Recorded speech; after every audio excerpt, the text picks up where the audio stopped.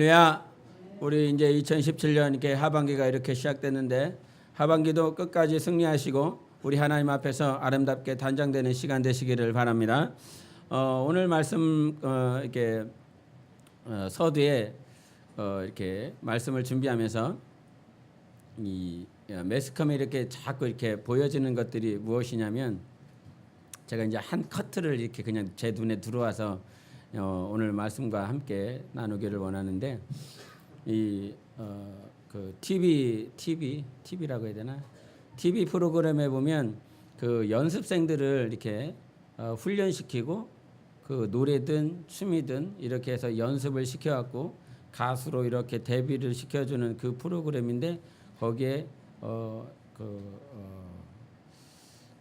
101명이 이렇게 모여있는 그 모습들을 이렇게 봤습니다. 왜 101명인지 그건 모르겠는데 그런데 이제 그 연습생들이 여자 아이들이 이렇게 다 101명이 똑같은 옷을 입고 똑같은 포즈를 취하고 똑같은 얼굴 생김새 이것들을 이렇게 보면서 참 저게 그 모습이 여러분에게는 어떻게 보일지 모르겠는데 어느 순간 그런 획일화된 마치 성이라고 하는 그 성이 상품화가 되어서 이 버스에 광고판에 이렇게 달려 있고 지하철에 그 광고판에 그렇게 달려 있고 많은 매스컴에서는 그와 같은 모습들이 마치 화려하고 멋있고 좋아 보이고 마치 저것이 성공한 모습인 것 마냥 그렇게 올려지는 모습들이 이렇게 봤습니다. 육적으로 보면 그냥 육안으로 보면 화려합니다. 멋있습니다. 그리고 재밌습니다. 그리고 내가 그것이 되어보고 싶습니다. 그렇게 되어지기를 원하고 그렇게 되어보고 싶은 마음들이 그렇게 있습니다. 그런데 영적으로 보면 그 영적인 그 안목으로 보면 그것이 얼마나 우리 하나님과 멀어지는 과정인지 참 모릅니다. 성경에 보면은 이 성경 안에서도 에스더가 나오는데 그 에스더 왕 앞에 잔치가 막 벌어졌습니다. 많이 벌어졌어요. 느부갓네살이도 마찬가지로 잔치가 벌어지는 모습들이 나옵니다. 근데 그 잔치가 벌어지는 곳에서는 반드시 노래와 춤이 있습니다. 그 노래와 춤이 결국은 타락으로 가고 있고 결국은 육신의 모양 것들을 쾌락으로 넘어가게 되어 있습니다. 그런데 그것들을 어느 순간 이 매스컴에서 좋은 거야. 성공한 사람들의 모습은 바로 저런 거야. 성공한 청년들, 성공한 젊은 남녀들의 모습들은 저렇게 획일화되고 그 옷을 입고 나와서 같은 포즈를 취하고 있고 같은 메이크업을 하고 있고 하는 그런 모습들 얼마나 예뻐 보이냐 화려해 보이냐 그럴 수 있다 이 말이죠. 그런데 성경은 그 모든 것들이 하나님을 멀리 떠나는 길인 것을 성경에 얼마나 자주 보여주는지 모릅니다. 그런데 이것을 보고 있는 어린아이들, 지금 어린아이들도 또 그것을 바라보고 있는 부모 역시도 아이들이 좋다고 그러니까 그 획일화되어져 있는 같은 포즈를 취하고 있고 같은 메이크업을 하고 있는 그것이 마치 성공인 것처럼 달려가고 있는 그것들에 매달려서 저것도 괜찮지 않을까. 여러분 우리가 음란한 동영상이 있지 않습니까? 음란한 동영상 맨 처음에 보면 어떻습니까? 어때요? 안 본 사람처럼 하지 마시고 맨 처음에 보면 대단히 외설스러운 모습으로 이게 느껴지는데 그것이 한 번, 두 번, 세 번 계속 보면 그것이 어떻습니까? 전혀 모르는 사람들처럼 쳐다보시는데 그것이 그냥 그런 거예요. 죄라고 하는 것이 바로 그것입니다. 뭐가 그렇다고요? 죄가 그런 겁니다. 죄가. 맨 처음에 이게 크리스찬이기 때문에 크리스찬의 입장에서 보게 되면 그 크리스찬의 입장에서 맨 처음에 주일 성수 안 하면 어때요? 난 죽었다. 나 큰일 났다. 나 이러면 안 되는데 주일 성수 한 번 안 하는 것 때문에 막 가슴이 막 두근두근거리고 내가 막 귀신 들리고 막 이거 스스로 막 억압되고 막 이런 하나님 앞에 나는 죽일 놈이야 죽일 년이다 이렇게 돼요. 그런데 한 2번, 3번, 4번 이렇게 하다 보면 어떻게 됩니까? 별로 아무렇지도 않아. 그냥 당연한 거야. 그냥 가끔 나가주는 것도 괜찮게 되는 거야. 바로 그게 뭐냐면 죄성인 거야. 죄는 한번 들어올 때는 심각하게 느껴지지만 그것이 내 안에서 자리 잡기 시작하면 아무런 느낌이 없습니다. 그것이 성경에서 말하는 문둥병자의 죄의식인 거예요. 문둥병자로 병자로 죄인으로 하나님께서 그 문둥병자를 들어 쓰시는 이유가 바로 그것인 것입니다. 이 땅에 그 많은 세상 매스컴을 통해서 획일화된 그것이 마치 성공인 것 마냥 그리고 그것을 향해서 달려나가고 있는 수많은 청년들이 있는데 우리가 오늘 하나님의 말씀을 보면서 경청해야 될 것이 깨어 있어야 될 것이 무엇이냐면 과연 나는 왜 살아야 되는가 하는 것입니다. 나는 뭐 때문에 살아야 되는가 하는 거예요. 예? 우리 본문 말씀 한번 24절을 보시겠습니다. 우리 3장 24절을 같이 읽겠습니다. 3장 24절 시작. 그때에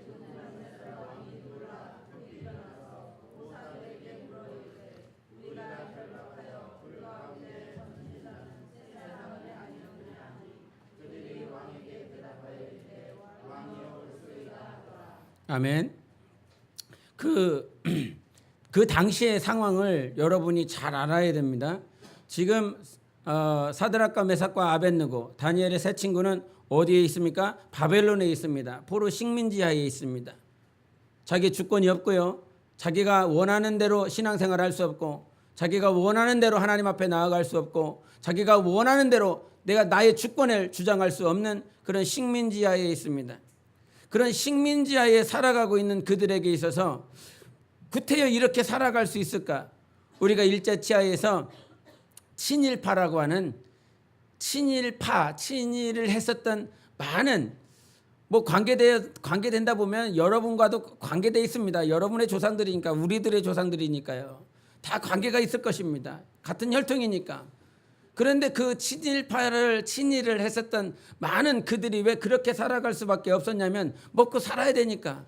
우선 내 자식 살아야 되겠으니까. 그거 아닙니까? 내 자식은 먹여야 되니까. 여러분 왜 일하시지요? 왜 일하십니까? 먹고 살라고 하는 거 아닙니까? 먹고 살라고. 뭐 성공 그것은 다음으로 치부를 시킨다라고 할지라도 우선 내 입에 풀칠하면서 살아야 되니까. 내 육신이 먹고는 살아가야 되겠고 내 자식이 못 먹어서 아사 상태로 사는 그 꼴은 내가 못 보니까 그 녀석을 살리고 내 자식놈들 내 가족들을 살리기 위해서 그래서 직장 나가고 일하고 있는 거 아닙니까? 먹고 살기 위해서라고 하는 그 차원에서 본다라고 그런다면 과거에 친일을 했었던 그들의 모습과 우리들의 모습이 다르지 않다 이 말이죠. 이 바벨론의 포로 식민지에서 이들이 이렇게 살아갈 수 있습니다. 느부갓네살이 절을 하라고 그러면 절하면 되는 거고요. 그 심상에게 나아가서 그것이 나팔이 불 때에 시편금이 울릴 때에 많은 이들이 그와 같이 동시에 절하는 그 시간에 절하면 되는 것입니다. 그러면 먹고 사는 일에 문제가 없어요. 이들이 역시 그 느부갓네살의 그 왕궁에 와서 제상으로서 신하로서 살아가기 때문에 그 직위 역시도 빼앗기지 않습니다. 그렇게 살아가면 왕이 살라고 하는 대로 왕이 명령하는 대로 살아가면 아무런 문제가 되지 않습니다. 그러나 구태여 이들이 이렇게 살아갈 이유가 있겠느냐 이 말이죠. 왜 이렇게 살아가? 왜 이렇게 살아가면서 힘들게 살아? 주일날 집에서 쉬면 되는데 왜 힘들게 사냐 이 말이죠. 편하게 발 뻗고 쉬는 시간에 쉬면서 살아가면 되는데 구태여 아침에 일찍 일어나고 몸 치장하고 씻고 나와서 예배를 드리는 이 행위를 왜 하느냐 이 말이지요. 우리에게 이 땅에 가장 분명한 것이 무엇이냐면 내가 지금 왜 사느냐 이런 것입니다. 왜 사느냐? 내가 지금 왜 지금 여기 와 있느냐라고 하는 목적이 분명해야 된다라고 하는 것입니다. 내가 왜 직분을 가지고 있고 내가 왜 예배를 드리는 사람이며 내가 왜 봉사하는 사람이 됐으며 라고 하는 목적이 없기 때문에 어디로 갈지, 어디로 왜 살아야 되는지 모르는 그런 삶을 얼마나 자주 살고 있습니까? 가끔 아이들에게 이게 학업에 대한 문제를 이렇게 같이 논하면서 너 왜 공부해야 되느냐라고 물어봅니다. 여러분 왜 직장 다닙니까? 좀 전에는 서두에는 뭐라고 말씀하셨습니까? 먹고 살아야 되니까. 먹고 살아야 되니까 내가 직장에 다닌다고 그래요. 애들에게 왜 공부하냐고 물어봅니까? 물어보면 보통 뭐라고 그럽니까? 다니기 싫은데 다녀야 되니까. 공부하기 싫은데 이렇게 시스템을 만들어놔서 안 만들어 거기에 그 시스템 안에 들어가지 않으면 낙오된 자 같고 바보 된 것 같고 다 다니니까 거기 다니는 거예요. 중학교 올라가니까 중학교 올라간 거고 고등학생이 돼야 되니까 고등학생이 된 거고 이제 대학교 가면서 그 안에서 선택이 이루어지긴 하죠. 그렇게 가니까 그렇게 가는 거야. 왜 직장에 다니냐? 먹고 살아야 되니까. 왜 학교에 다녀야 되냐? 그렇게 나라에서 시스템을 만들어놔서 안 만들어 놓으면 낙오란 자 같으니까 그렇게 가는 것이고. 그러나 왜 직장에 다녀야 되는지 우리는 그것부터 제대로 된 확립을 해야 되는 겁니다. 성경에 예수께서 맨 처음에 제자들을 부르시고 난 다음에 그들에게 산상수훈으로 가르쳐 준 것이 무엇이냐면 마태복음 6장 31절부터 33절까지 무엇을 먹을까 마실까 입을까 하지 말라. 이는 이방인들이 구하는 것이니 너희 하늘 아버지께서 너희에게 있어야 될 줄을 아시느니라라고 말씀해 주셨습니다. 그리고 그 위에 뭐라고 말씀하십니까? 너희는 먼저 그의 나라와 의를 구하라고 말씀해 주셨어요. 우리를 부르시고 난 다음에 주님께서 당신의 제자들을 부르시고 난 다음에 어떻게 살아야 될지를 가르쳐 준 것입니다. 할렐루야. 어떻게 살아야 될지를 제대로 가르쳐 주셨다고요. 주님이 우리를 부르시고 난 다음에 맨 처음에 가르쳐 준 건 이렇게 살라 하는 것이었어요. 이렇게 살아라. 먼저 그의 나라와 의를 구하라.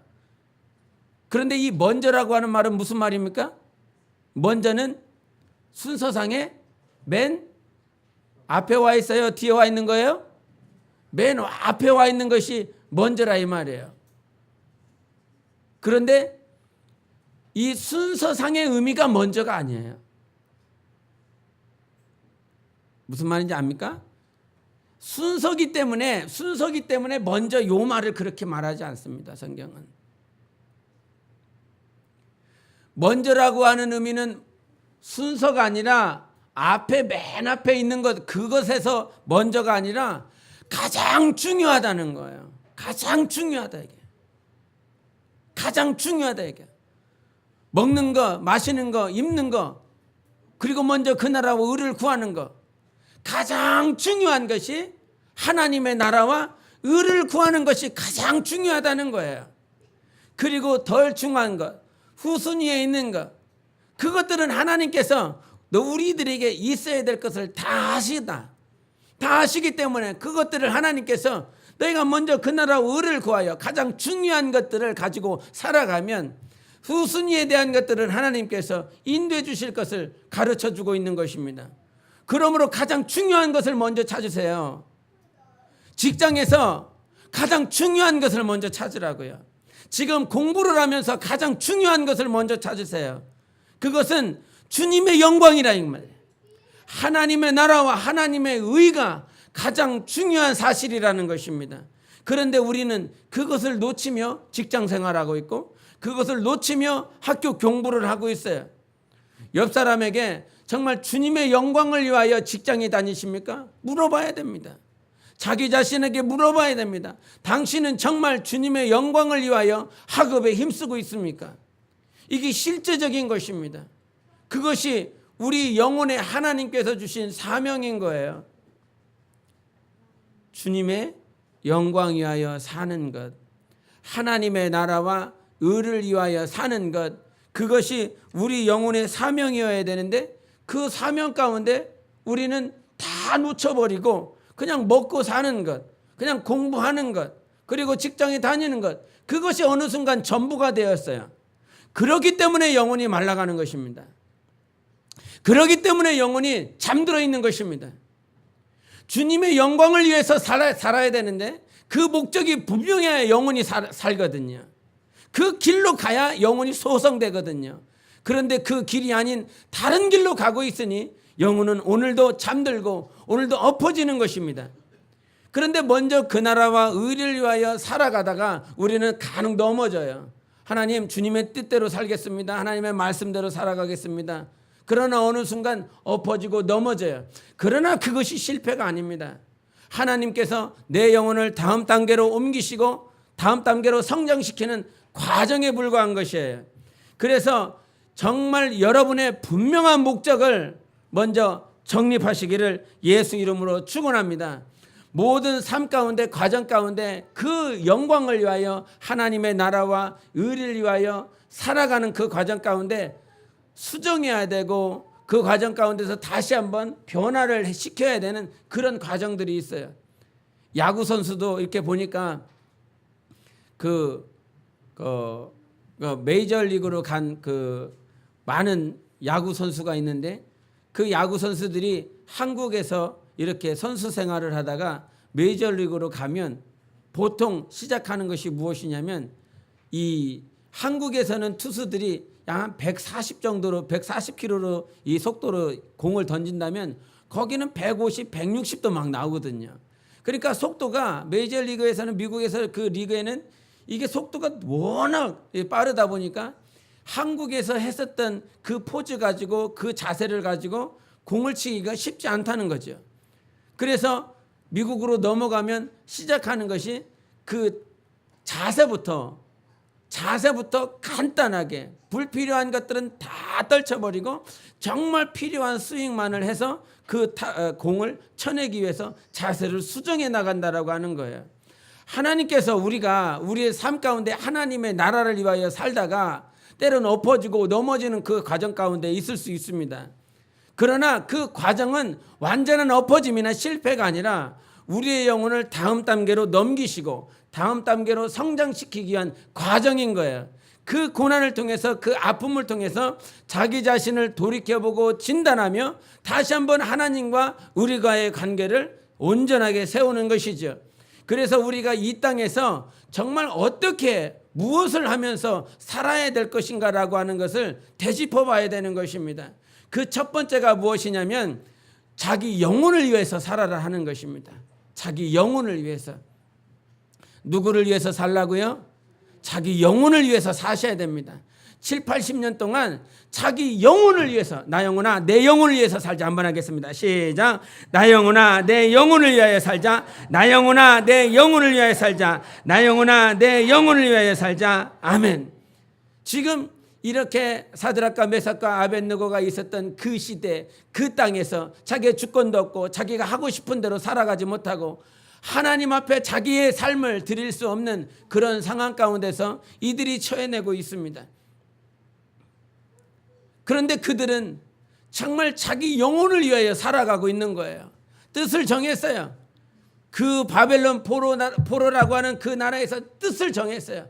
그 뜻을 정하고 자기 영혼을 위해서 묵묵하게 살아가고 있는 것입니다. 정치나 경제나 세상 문화에 놀아나지 않고 하나님께서 자기에게 주신 그 사명과 그 뜻을 가슴에 품고 계속 그렇게 살아가고 있는 거예요.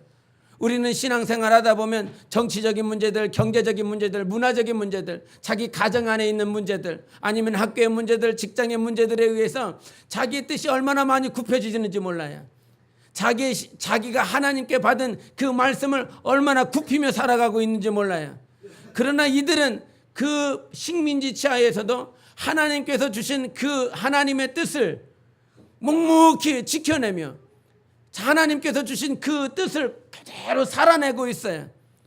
이것은 결국 자기의 영혼을 위해서 살아가고 있는 것입니다. 우리가 보통 요한 3서 2절에 보면 영혼이 잘됨같이 범사가 형통하고 육체가 강건하게 되기를 원한다, 이 말씀을 가지고 있습니다. 그런데 영혼이 잘 되는 것이 무엇입니까? 그럼 어떻게 하면 영혼이 잘 되는 거예요? 그런데 크리스천들이 앞뒤 순서가 다 망쳤어요. 다 이게 거꾸로 됐어요.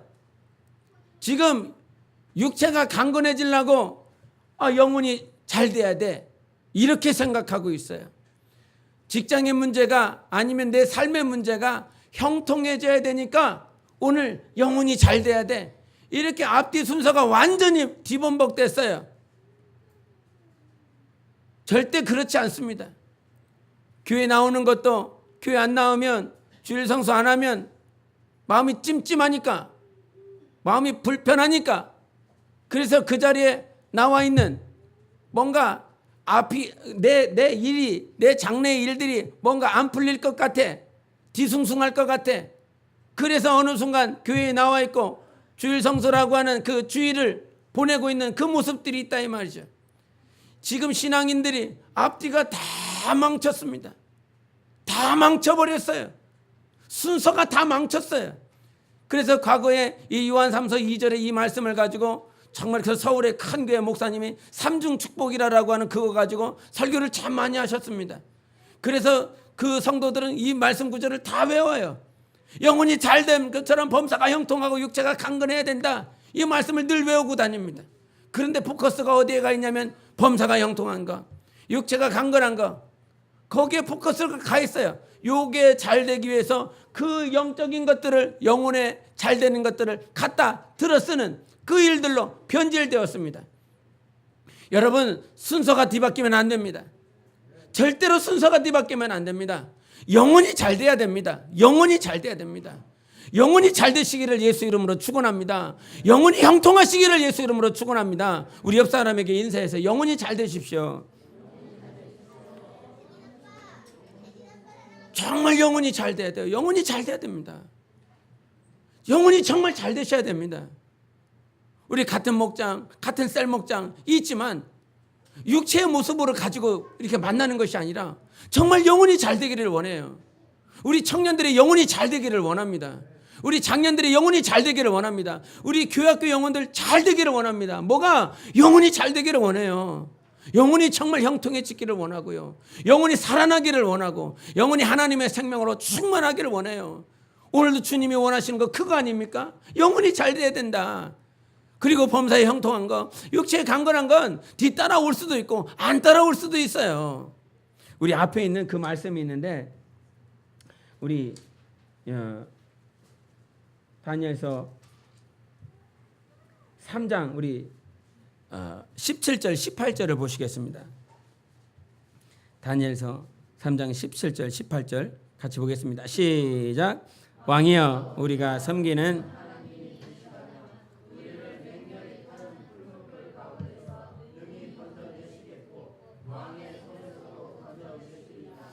그렇게 하지 아니하실지라도 왕이여, 우리가 왕의 신들을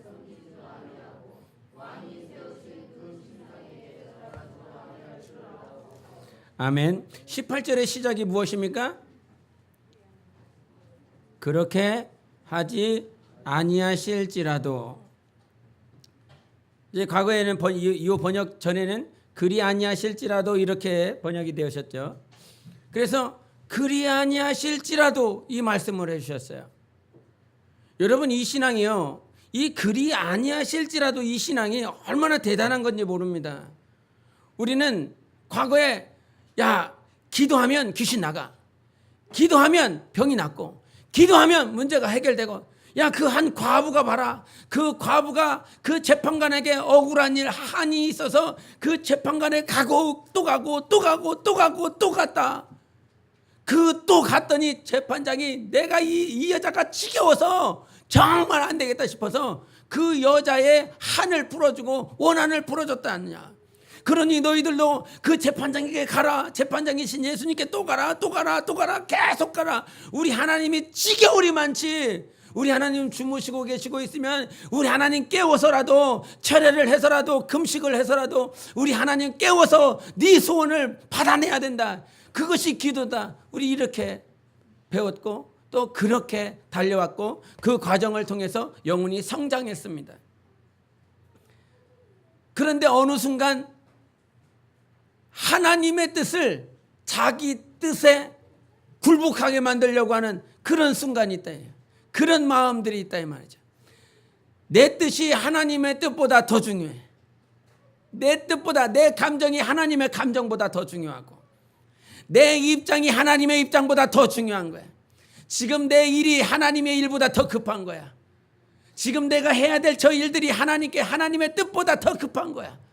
그러므로 내 일을 갖다고 하나님 내 일을 해야 됩니다. 하나님 내 마음이 이렇습니다. 그러면서 하나님의 뜻보다, 하나님의 감정보다 정말 자기의 것들을 더 우선시해서 처리하고 금식하고, 누구를 이기기 위해서? 하나님을 이기기 위해서. 그러나 우리가 정말 신앙이 성장하면 성장할수록 가지고 있어야 될 것이 무엇이냐면, 내 뜻보다 하나님의 뜻이 더 우선시 되어야 되는 것입니다. 그리 아니하실지라도 하나님은 분명히 나를 건져주실 수 있는 왕이십니다. 이 불못불에 내가 들어가서 그 불못불에 들어가서 내가 있는다 할지라도 우리 하나님은요, 살아계신 하나님은요, 우리를 다 건져주실 수 있는 능하신 왕이신 하나님이십니다. 그런데 그리 아니하실지라도라는 거예요. 그렇게 되지 않는다 할지라도, 즉 죽는다 할지라도, 내가 숭배한다 할지라도, 내 일이 풀리지 않는다 할지라도, 내 가정의 문제가 풀리지 않는다 할지라도, 나는 오늘도 우리 하나님을 찬양할 것입니다. 날도 우리 하나님 앞에 감사할 것입니다. 그게 뭘까요? 그 수준이 무엇일까요? 영혼이 잘된 상태인 것입니다. 그 상태가 영혼이 잘된 상태예요. 일의 문제가 잘 풀린 상태가 영혼이 잘된 상태가 아니에요. 대학에 합격한 것이 영혼이 잘된 상태가 아니에요. 영혼이 잘된 상태는 오늘도 우리 하나님 앞에 감사하고, 오늘도 우리 하나님을 인정하는 그 상태가 영혼이 잘된 상태인 것입니다. 우리 영혼이 잘된 상태에 대해서 말을 할 때 복음을 잊으면 안 됩니다. 복음 말 자체는 무엇입니까? 복음은 뭡니까? 복음은 복된 소리라는 거예요. 복된 소리라는 거예요. 그런데 이 복된 소리는 어디에다 초점을 맞춰져 있느냐면, 여러분 영혼에 초점이 맞춰져 있습니다. 복된 소리는 어디에 맞춰져 있다고요? 여러분 영혼에 초점이 맞춰져 있다고요. 육체에 초점이 맞춰져 있는 것이 아니라, 지금 내 안에 복된 소식, 복된 소리가 지금 영혼에 초점이 맞춰져서 영혼에 선포되고 영혼에 뿌려지는 것이에요. 육체는 싫어합니다. 우리 로마서 한번 보시겠습니다. 로마서 8장. 로마서 8장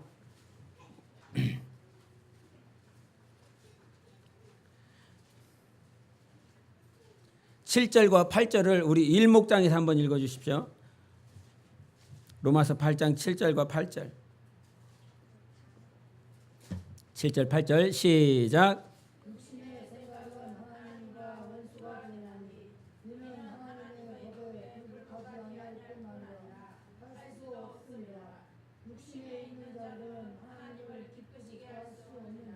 아멘.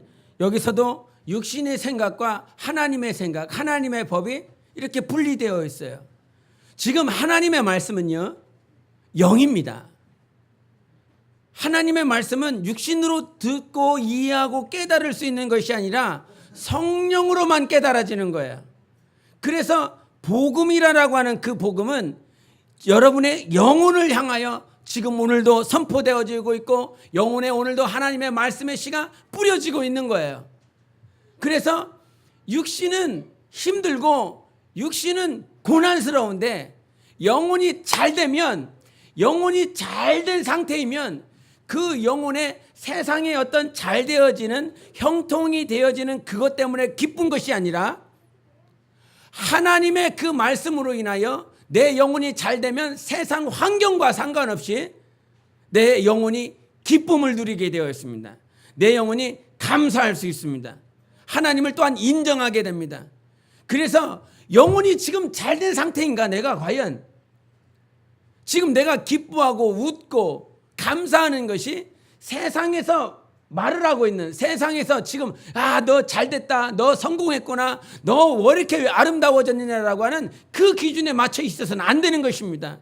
영혼이 잘 되는 건 지금 상황에 내가 기뻐하는 것이 아니라 내 영혼으로 하나님을 인정하고 하나님께 감사하고 기뻐하는 수준이 되어야 된다 이 말이죠. 과거에 신학교 그 교수가 있었는데, 미국에 신학교 교수가 있는데, 교수가 이 학생들을 다 면접을 보고 합격시킬 사람도 합격시키고 불합격시킬 사람은 불합격시켰어요. 그런데 그 합격시키는 신학생들은 다 어떤 학생들이었냐면, 나는 하나님의 뜻을 위해서 살겠습니다. 하나님의 나라를 위해서 살겠습니다. 내가 이렇게 선교하고, 내가 국내 어디에서 개척을 하고 아니면 어느 나라에 선교사로 가고 그렇게 해서 선교 1년째, 2년째, 3년째는 이렇게 하나님의 뜻을 위해서 살겠습니다. 그러면서 나름대로 사명이 너무나 투철한 그 신학생들을 그렇게 합격을 시켰습니다. 합격을 시키고 한 학기를 이렇게 가르치고 그들과 함께 공동체 안에서 가르치고 나누고 기도하고 한 학기를 보냈어요.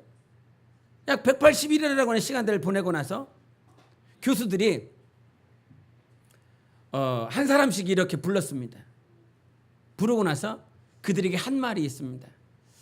내가 봤을 때 우리 형제는 사명이 있다라고 그 사명서에 썼는데, 내가 봤을 땐 그것이 거짓인 것 같습니다. 그것이 참이 아닌 것 같습니다.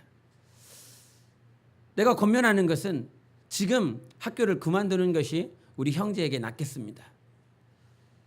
그랬더니 이 형제는 너무나 깜짝 놀란 거예요. 나는 너무나 사명이 투철하고, 나 그래서 반드시 하나님께서 쓰시는 사람이 되고 싶어서 이 신학교에 왔는데 교수는 학교를 그만두라고 하니까. 그러면서 그 교수가 왜 그렇게 지금 그렇게 권면하는지에 있어서 말을 하는데, 내가 180일 동안 우리 형제를 살펴봤습니다. 공부하는 거, 기숙사에서 생활하는 거, 그리고 같이 그룹들과 형제들과 대화하는 모습들을 다 봤습니다. 그런데 형제에게서 한 번도 기뻐하는 모습을 볼 수가 없었습니다. 언제나 얼굴이 근심에 쌓여 있었습니다. 언제나 얼굴이 어두웠습니다. 그러면서 그 말을 그 형제가 받으면서 자기 자신을 한번 되돌이켜 보게 되더라는 거예요. 예수는 복음입니다. 할렐루야.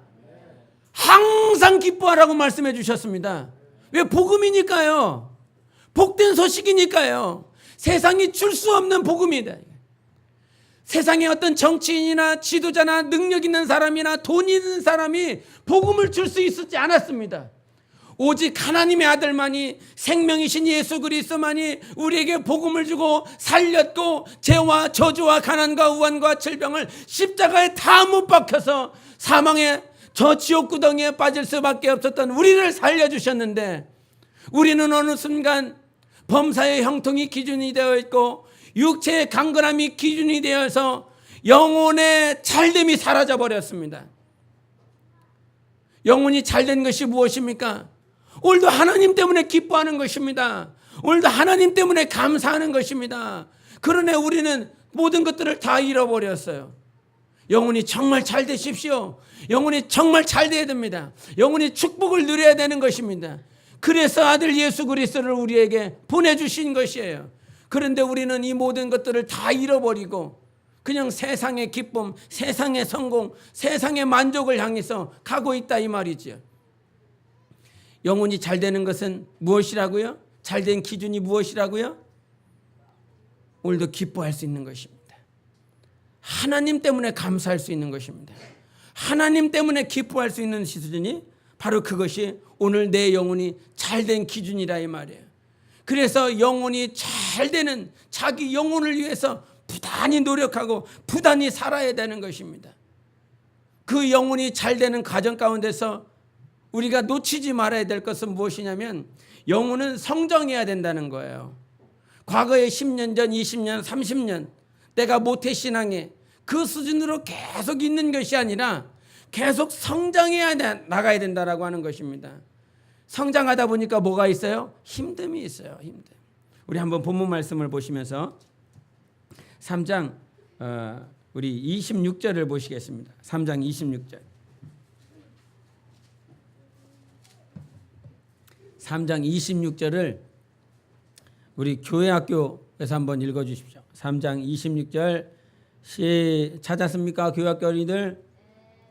네. 시작.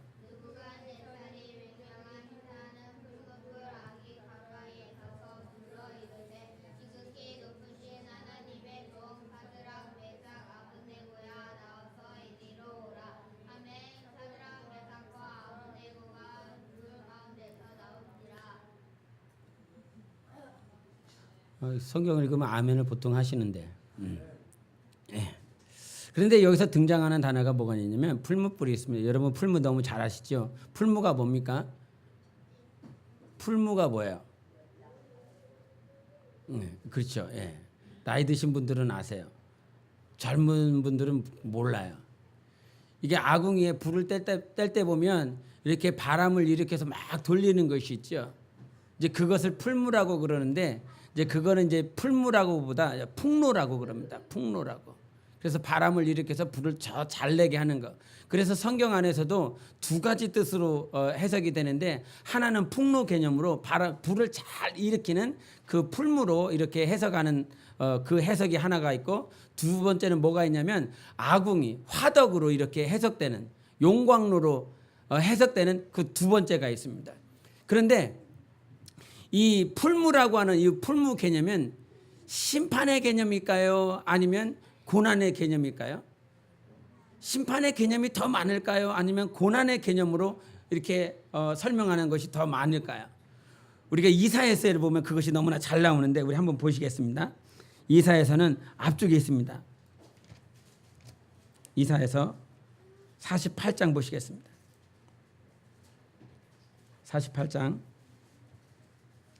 10절.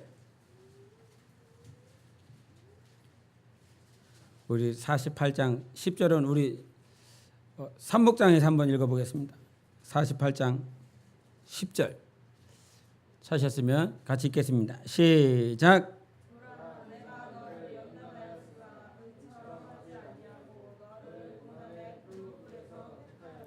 아멘. 여기서도 말씀하신 것처럼 풀무라고 하는 것은 고난을 말씀하십니다. 고난의 풀무 뿌린 거예요. 지금 사드락과 메삭과 아벳느고는 정치적으로 뭔가 잘못해서 아니면 경제적으로 잘못해서 자기가 행위가 잘못해서 지금 풀무불에 들어가 있는 것이 아니라 하나님께서 그들을 선택하셔서 여기서 지금 뭐라고 말씀하세요? 10절의 후반부에 너를 고난의 풀무불에서 택하였느니라라고 말씀하고 있습니다. 고난의 풀무불에서 내가 너를 택했다라고 말씀하고 있어요. 사드락과 메삭과 아벳느고라고 하는 그 세 형제가 뭔가 행위가 온전치 않아서 잘못돼서 지금 풀무불에 들어간 것이 아니라 그 세 형제를 고난이라고 하는 그 과정을 통해서 그의 형제들의 신앙과 믿음을 성장시키고 하나님께서 그들을 택하시기 위하여 지금 풀무불에 들어가 있는 것입니다. 하나님은 우리를 풀무라고 하는 그 과정 가운데 네가 저주받아서 네가 온전치 못해서 그 안에 넣는 것이 아니라 내 영혼을 성장시키시고 하나님께서 나를 더욱더 거룩하게 택하시기 위하여 고난으로 그 풀무불로 그 삶을 인도한다라고 하는 것이에요. 저주받은 인생이 아닙니다. 오늘은 우리 안에 오늘도 예수 그리스도의 보혈이 있어요. 예수 십자가의 보혈이 있어요. 고난을 주신 것은 우리를 택하셨기 때문인 것입니다. 자기 아들을 부르시고 그 아들을 말미암아 사생자가 아닌 자기 아들로 채찍질하고 훈계하고 성장시키기 위하여 풀무라고 하는 그 고난을 우리를 넣어놓으신 거예요. 아멘. 우리는 지금 그 풀무 안에 들어가서 어떤 작업이 되냐면 우리 에스겔서 보겠습니다. 에스겔서는 다니엘서 앞에 있습니다. 에스겔서 22장 10절을 보겠습니다. 풀무에 들어가서 반드시 이루어져야 될 것이 있어요. 22장 10절.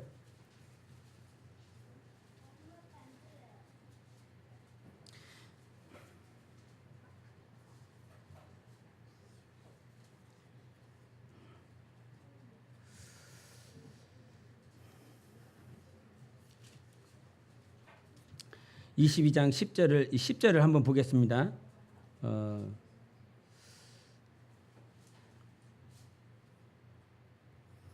우리 9절부터 10절까지 보시겠습니다. 9절부터 10절 시작.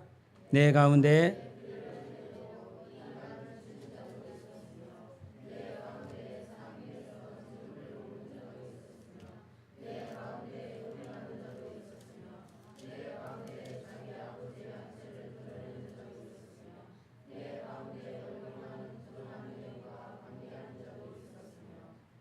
여기서 무엇을 말씀하고 계시냐면 성경은 이 추악하고 더럽고 음란한 모든 것들이 어디에 있냐면 여러분 안에 있습니다. 이 모든 것들을 하나님은 이 모든 것들이 다 제거가 되기를 원해요. 남성이 가지고 있는 추악한 것 가운데 뭐가 있냐면 이 간음스러운 것, 음란한 것, 보여지고 들려지는 것, 그런 것들이 있어요. 여성에게 추악하게 자리 잡혀 있는 것이 무엇이냐면 사치하고 자기를 세우려고 하고 질투하는 것들이 여성들에게는 더 많이 자리 잡혀 있습니다. 근데 그 모든 더러운 것들을 어디서 다 쓸어내야 되냐면 풀무에서 다 쓸어내야 됩니다. 그 고난의 과정 가운데서 다 쓰러져야 됩니다. 고난이 없을 때는 자기가 막 살아서 숨쉬어요. 자기가 살아서 자기의 뜻이, 자기의 입장의 감정들이 다 살아납니다. 그런데요, 고난이라고 하는 풀무에 한번 들어가 보십시오. 자기는 완전히 없어져요. 나 죽겠어요, 주님. 나 너무너무 죽겠습니다. 그러면서 자기 자신을 완전히 내려놓게 되어 있습니다. 그런 자기의 의, 내 의를 다 쓰러져내게 하는 것이 바로 풀무라고 하는 거예요. 여러분, 사드락과 메삭과 아벳느고가 정말 신앙인으로서 정말 멋있고 정말 대선배 같지만 그들도 그 풀무라고 하는 그 과정 가운데서 지금도 더 다듬어지는, 지금도 더 하나님 앞에 구별되어지고 거룩하게 선택되어지는 그 과정을 가고 있다라고 하는 거예요. 여러분, 선택은요, 목사니까 선택되어져 있고 평신도니까 선택이 안 되겠다, 이게 아닌 거예요. 하나님은 본래 자체가 우리를 목사나 평신도나 집사로 부른 것이 아니라 너희는 하나님의 거룩한 제사장이 되라고 말씀해 주셨어요. 우리 모두를 하나님 나라의 제사장으로 불러주신 거예요. 그런데 그 제사장감이 되어질 수 있도록 오늘도 풀무불에 우리를 단련하고 있는 것입니다. 그 풀무의 고난 가운데서 우리를 정금과 같이 단련시키고 있는 거예요. 근데 그 풀무가 있는 장소를 우리가 알아야 되는데, 우리 이사야서를 보겠습니다. 우리 앞쪽으로 한 번만 더 가셔서 이사야서 31장을 보시겠습니다.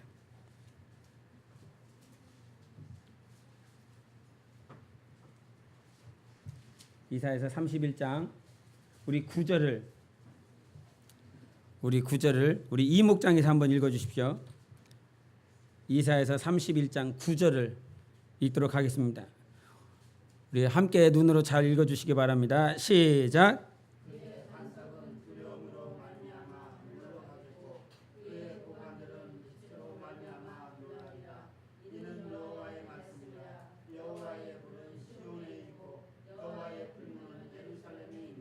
아멘. 그 풀무가 지금 어디에 있다라고 말씀하고 계십니까? 예루살렘에 있다라고 말씀하고 계십니다. 풀무가 세상 밖에 있는 것이 아니라 하나님의 관점 밖에 풀무가 있는 것이 아니라 예루살렘에 있다는 거예요. 이 예루살렘은 결국 하나님의 교회를 말씀하고 계시고 있고, 새 예루살렘, 새 하늘과 새 땅, 지금 우리가 이 땅에 있는 동안에는 풀무불을 통과해야 되는 것입니다. 그 풀무를 통과하여 결국은 계시록에 말씀하고 계시고 있는 새 예루살렘이 되어져야 하는 거예요. 하나님의 풀무를 세상에서 찾지 마세요. 우리 안에 있습니다. 하나님의 신부로 하나님의 예루살렘, 하나님의 성전을 오늘도 단장시키기 위하여 우리 안에 풀무를 두셨어요. 우리의 영혼을 단장시키는 풀무가 오늘 우리 안에 이렇게 존재하고 있는 것입니다. 그래서 우리가 신앙생활하면서 나 그냥 예수 믿는 것으로 나 끝나겠다, 나 예수 믿는 것으로 그냥 구원받는 것으로 끝나겠다, 여러분 그 마음, 그 생각들을 오늘 내려놔야 됩니다. 영혼은 반드시 성장해야 됩니다. 영혼은 반드시 하나님께 선택되어져 있기 때문에 성장의 길로 하나님께서 계속 인도하고 계십니다. 왜 갑자기 일이 안 되고, 왜 갑자기 가정에 문제가 터지고, 왜 갑자기 내 마음이 추스를 수가 없고, 간혹 가다가 하나님께서 잠을 안 주실 때가 있어요. 잠이 안 와요. 평상시에는 그렇게 피곤하면 잠도 잘 오던데 하루 종일 막 피곤하게 움직였음에도 불구하고 그날 밤에 잠이 안 와요. 그러면 그날에는 기도하는 것입니다. 잠 안 자고 계속 주님과 사귀고 교제하는 것입니다. 우리 삶에 왜 갑자기 하나님 살아계시잖아요. 완전하신 분이신데도 불구하고 왜 풀무불에 들어갈 수밖에 없는 그 환경을 사드락과 메삭과 아벳느고는요, 신앙생활 열심히 했었던 자들이에요. 하나님의 뜻대로 살아보겠다고 했던 자들이에요. 그럼에도 불구하고 풀무불에 들어갈 수밖에 없는 환경이 갑자기 닥쳤어요. 그 과정은 다시 한번 내 영혼을 업그레이드 시키기 위한 하나님의 과정인 것입니다. 내 영혼을 세우시기 위한 과정인 거예요. 여러분 삶 가운데, 환경 가운데, 직장이나 학교에서 무슨 문제가 닥쳤을 때 하나님은 그때 보고 계십니다. 그때 함께하고 계실 뿐만 아니라 보고 계십니다. 보고 계십니다. 이 말씀을 묵상하면서요, 시편 139편이 생각나더라고요. 그 새 친구는 풀무불에 들어가 있어요. 그런데 그 139편에 뭐라고 말씀하고 계시냐면, 내가 스올에 있다 할지라도 하나님은 거기 함께 계신대요. 우리 한번 보시겠습니다. 시편 139편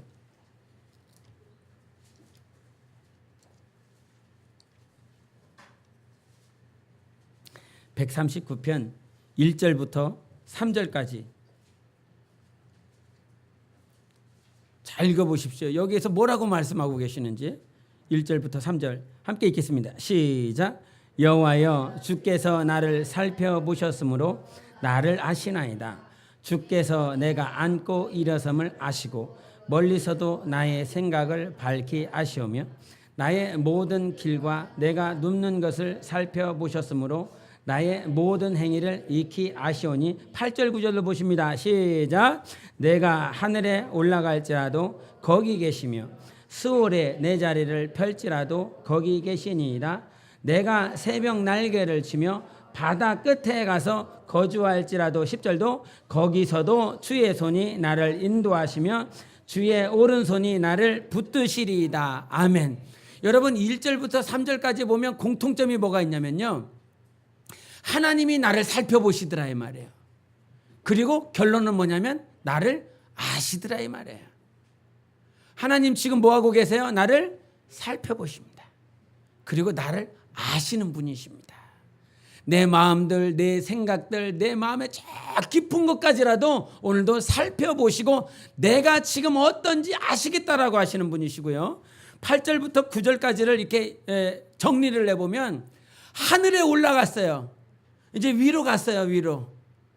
위로 갔는데 거기에 하나님이 뭐하고 계세요? 거기에 계시는 거예요. 내가 하늘에 갔는데도 하나님이 그 하늘에 계세요.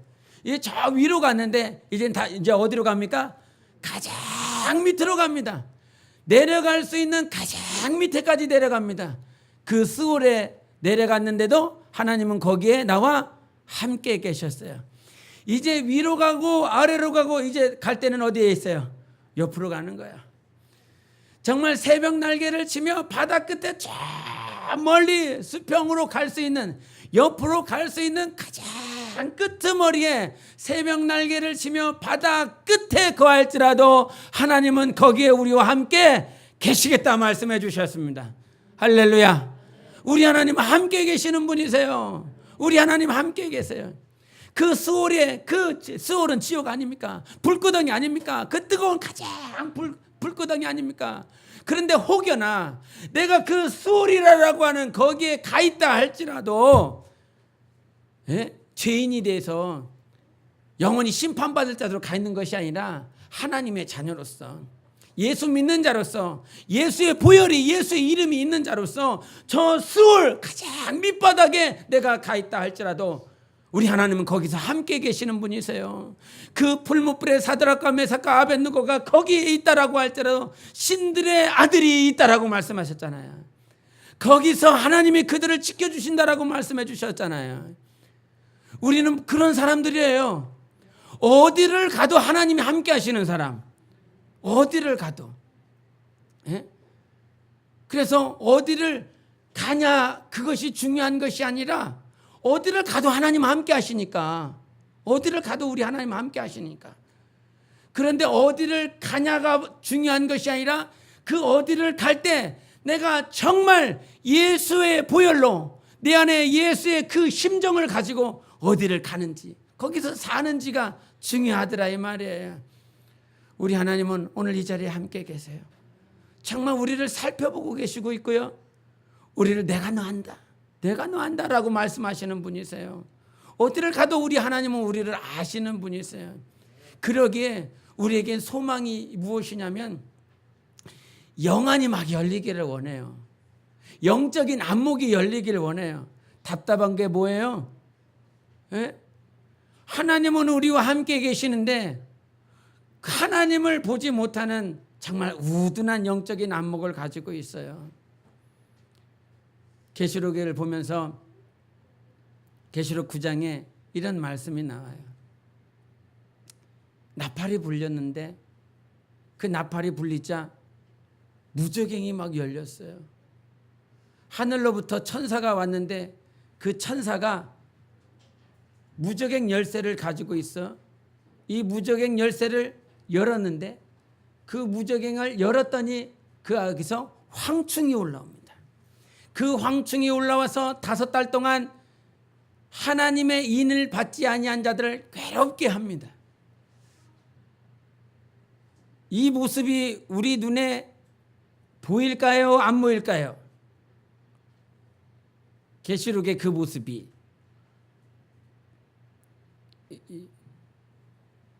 보이면 보인다, 안 보이면 안 보인다 말씀하시면 되는데 우리 9장을 마지막으로 한번 보시겠습니다. 계시록 9장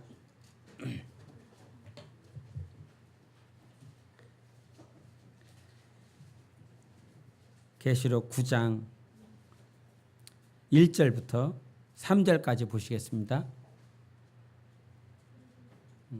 계시록 9장 1절부터 3절까지 같이 읽습니다. 시작.